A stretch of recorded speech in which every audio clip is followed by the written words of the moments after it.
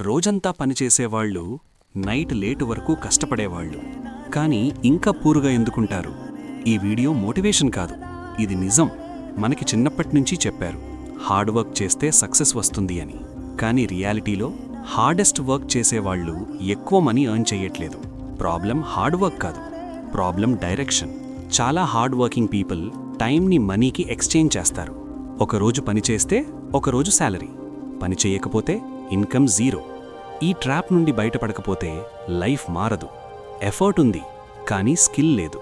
Same పనిని చాలామంది చేస్తే వాల్యూ ఉండదు. మార్కెట్కి కావాల్సింది రేర్ స్కిల్.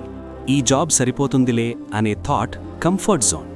చేంజ్ అంటే భయం, కానీ గ్రోత్ జరిగేది కంఫర్ట్ జోన్ బయట. మనీ ఎర్న్ చేయడం నేర్చుకున్నారు కానీ మేనేజ్ చేయడం నేర్చుకోలేదు. శాలరీ వచ్చిన వెంటనే ఈఎంఐ, బిల్స్, షాపింగ్. ఇన్కమ్ పెంచడం కాదు, లైఫ్ స్టైల్ పెంచేస్తారు. ఈ వరల్డ్ ఫేర్ కాదు. హార్డెస్ట్ వర్కర్కి కాదు, స్మార్టెస్ట్ వర్కర్కి రివార్డ్. వాల్యూ క్రియేట్ చేసిన వాడు ఆల్వేజ్ విన్. హార్డ్ వర్క్ ఆపమని చెప్పట్లేదు. హార్డ్ వర్క్ని రైట్ డైరెక్షన్లో పెట్టండి. హై ఇన్కమ్ స్కిల్స్ నేర్చుకోండి. వన్ ఇన్కమ్ మీద డిపెండ్ అవ్వకండి. మీరు పూర్ కాదు, మీకు సిస్టమ్ రాంగ్గా నేర్పింది. హార్డ్ వర్క్ వేస్ట్ కాదు, రాంగ్ యూసేజ్ వేస్ట్.